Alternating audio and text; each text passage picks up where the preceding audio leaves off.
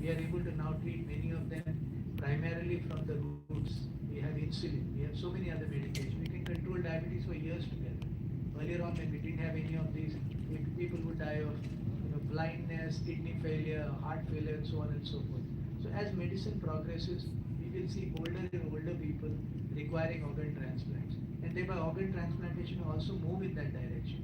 But we will never have enough organs from humans to be able to satisfy the needs and demands of organ transplants. And thereby now, organ transplantation is moving into the realm of 3D bioprinted organs. We are looking at picking up scaffolds from lungs and hearts, then seeding them with stem cells that are generated in a lab, which are specific, building a new heart and then transplanting. So these are now all in the horizon. We pick up hearts from dead patients where the heart is stopped, put it on a machine, reactivate the heart, check it, and then utilize it. In our program in KIMS, we have built an indigenous mechanism or a system where we pick up borderline lungs, we put them on a machine, we reinvigorate, revitalize that lung, pull out extra fluid, get that lung back in shape, and then transplant. So by doing these things, we are able to utilize some of the lungs which are partially usable, not completely usable. But the point is, for a patient, for a recipient, this is a very large risk to take a borderline organ. So if we do not improve the quality of that organ and utilize it, we will have no outcome.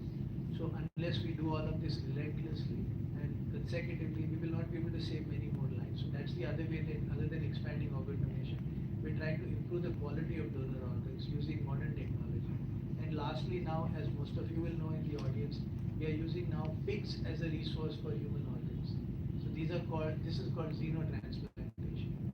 So we take hearts from pigs, we are able to take kidneys from pigs right now. The liver and the lungs look a little difficult as of now, but increasingly with genetic engineering and molecular biology, we will be able to circumvent that barrier too.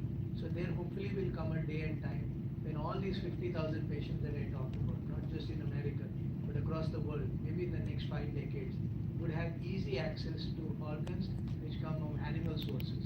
Well, I'm an animal lover myself. I find it very disingenuous to talk about this in a large scale, but unfortunately, we are living in a world which is ruled by humans, dominated by humans. So we make choices for humans first rather than animals. They are always second.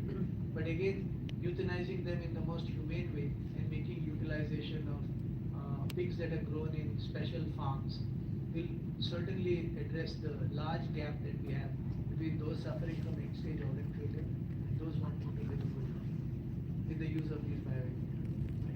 Thank you. Thank you. Ma'am, would you say something?